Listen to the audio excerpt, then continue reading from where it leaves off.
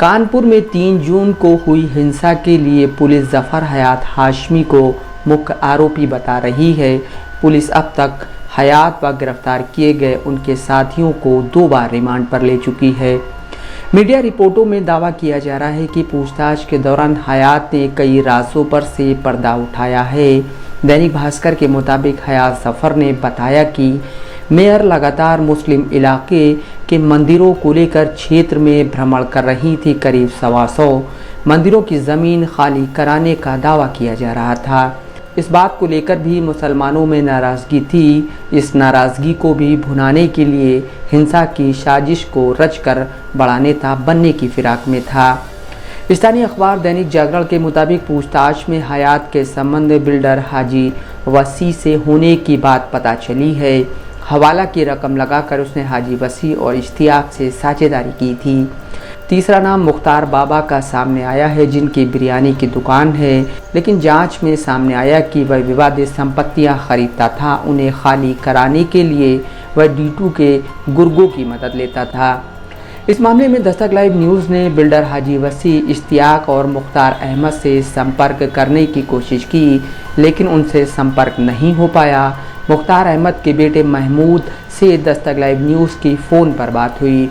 महमूद ने इन सभी आरोपों को सिरे से खारिज करते हुए इसे उनके पिता को बदनाम करने की साजिश बताया। महमूद कहते हैं जिस जगह को लेकर उनके पिता पर D2 से संबंध होने के आरोप लग रहे हैं, उसे मीडिया राम जानकी मंदिर ट्रस्ट की जगह बता रही है, तो वहीं प्रशासन उसे शत्रु संपत्ति बता रहा है। अब मीडिया उसे किस आधार पर मंदिर ट्रस्ट की जगह बता रहा है, पता नहीं। उनके पास क्या सबूत है, उन्होंने कहां से पता कर लिया, ये अपने आप में एक सवाल है। महमूद कहते हैं मीडिया ने बताया है कि यह जगह 1956 में राम जानकी मंदिर ट्रस्ट के नाम पर थी, जबकि उन्होंने 99/14A 200 वर्ग गज जगह को 88/92 नाला रोड के रहने वाले H रहमान के बेटे आबिद रहमान से 5 अक्टूबर 1982 में खरीदी थी, जिसके उनके पास कागजात भी हैं। तो फिर ये जगह राम जानकी ट्रस्ट की कैसे हो गई? दस्तक लाइव न्यूज़ के पास ज़मीन की रजिस्ट्री के कागजात मौजूद हैं, जिनमें लिखा है मकान नंबर 99/14A चमनगंज कानपुर नगर रकबई 200 वर्ग गज, जरिए रजिस्टर्ड बैनामा 5 अक्टूबर 1982 को आबिद रहमान वल्द यानी पुत्र डॉक्टर H रहमान साहब साकिन यानी निवासी 88/22 वाक़े नाला रोड कानपुर से ख़रीद लिया, जिसकी बाकायदा रजिस्ट्री करवाकर रजिस्ट्रार कानपुर के यहाँ वही नंबर 1 जिल्द नंबर 3802 के 368 से 373 पर असल नंबर 13891 मय मुसन्ना नंबर 13892 व 13893 पर बातारीख 28/12/1982 को की गई है। महमूद कहते हैं देखिए, जिस प्रॉपर्टी को एक बताया जा रहा है, असल में वो 2 प्रॉपर्टी हैं। पहली जिसे उनकी दादी हाजरा खातून के नाम से आबिद रहमान से ख़रीदा गया, जिसकी वसीयत उन्होंने 13 जुलाई साल 2009 में अपने 3 बेटों हाजी मुख्तार अहमद, मुमताज़ अहमद और मुश्ताक अहमद के नाम कर दी, उसके भी कागज़ मौजूद हैं। दूसरी वो प्रॉपर्टी है जिस पर मंदिर बना हुआ है। वो प्रॉपर्टी भी ट्रस्ट की नहीं है, बल्कि वो मंदिर एक निजी जगह पर बना हुआ है। अब वो खुद ही इस मंदिर की देखभाल करने नहीं आते, तो इसमें हम क्या कर सकते हैं? उनको कभी भी इस मंदिर की देखभाल करने से नहीं रोका गया, बल्कि हम लोग खुद उसकी देखभाल के लिए हाथ बटाने को तैयार हैं।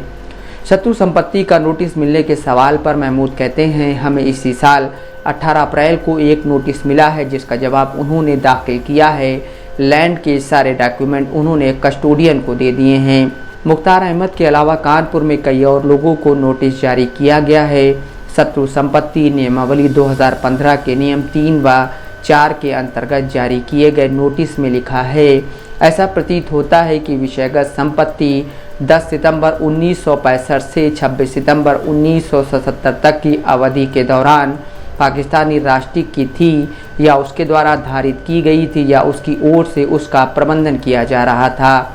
भारत सरकार नई दिल्ली द्वारा जारी अधिसूचना संख्या 12/2/65 EPTY तारीख 10/9/1965 और कार्यालय आदेश 55/11 दिनांक 18/12/1971 के साथ पठित शत्रु संपत्ति अधिनियम 1968 की धारा 5 और 24 के निबंधानुसार विषयगत संपत्ति भारत के शत्रु संपत्ति अभिरक्षक के निहित शत्रु संपत्ति प्रतीत होती है और उसमें निहित बनी हुई है।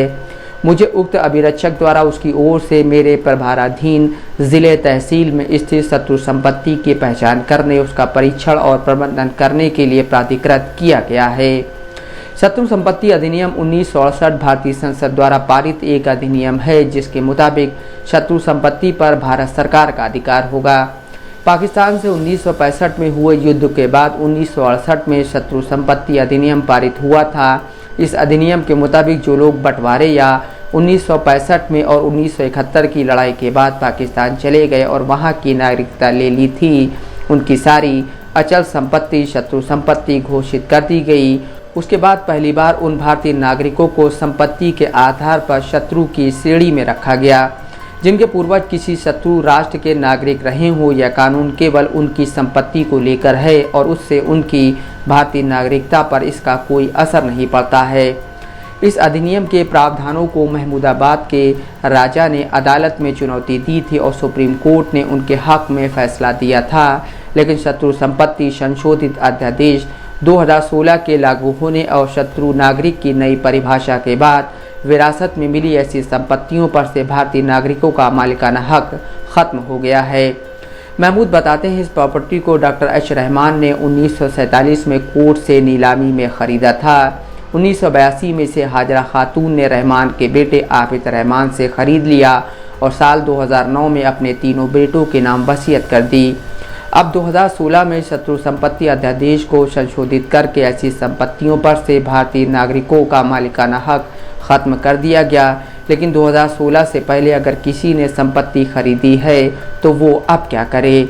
जिस वक्त सरकारी दफ्तरों में इसकी खरीद फरोख्त की गई उसी वक्त रोक देना चाहिए था, तो यह नौबत नहीं आती। D2 गैंग से मुख्तार अहमद के कनेक्शन होने के दावों को महमूद सिरे से खारिज करते हैं। वो कहते हैं, आप इसकी जांच करा लीजिए, बिना सबूत के किसी पर भी आरोप मढ़ देने से आप उसे बदनाम कर रहे हैं।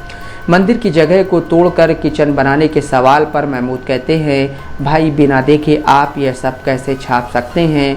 आप कभी आए नहीं और आपने छाप दिया। मंदिर की जगह को तोड़कर रेस्टोरेंट का किचन बना लिया। आप आइए, देखिए, कुछ मिले तो फिर छापिए।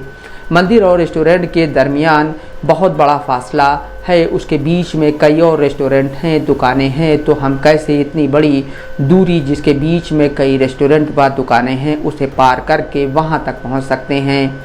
महमूद कहते हैं, देखिए 3 जून को हिंसा नई सड़क पर हुई और कहा जा रहा है बिरयानी खिलाकर उपद्रवियों को भेजा गया, जबकि 3 जून को हमारा रेस्टोरेंट बंद था, हम सब लोग अपने घरों में ही थे। हिंसा नई सड़क पर हुई और हमारा रेस्टोरेंट चमनगंज में है, दोनों के बीच बहुत दूरी है और इल्ज़ाम लगाया जा रहा है हमने बिरयानी खिलाई। महमूद के मुताबिक इस तरह के अनर्गल इल्ज़ाम लगाकर सिर्फ और सिर्फ उनके परिवार को बदनाम किया जा रहा है। अभी कुछ महीने पहले एक वीडियो बनाकर बदनाम करने की कोशिश की गई थी। उसमें इल्ज़ाम लगाया गया था कि बिरयानी में चूहा है, जबकि वो गरम मसाले के रूप में इस्तेमाल होने वाली तज लकड़ी थी। Mohammad Asim Siddiqui, Dastak live news.